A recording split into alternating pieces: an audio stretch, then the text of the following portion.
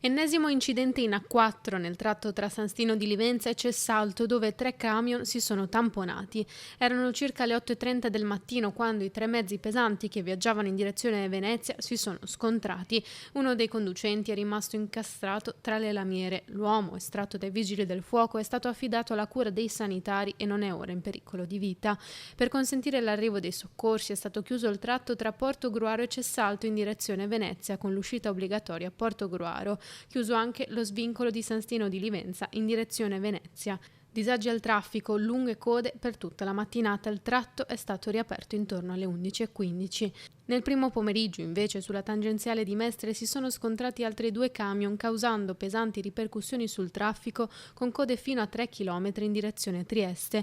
Il sinistro è avvenuto all'altezza dello svincolo Castellana. Uno dei conducenti, rimasto incastrato all'interno della cabina di guida, è stato estratto dai vigili del fuoco e soccorso dal personale del SUEM 118.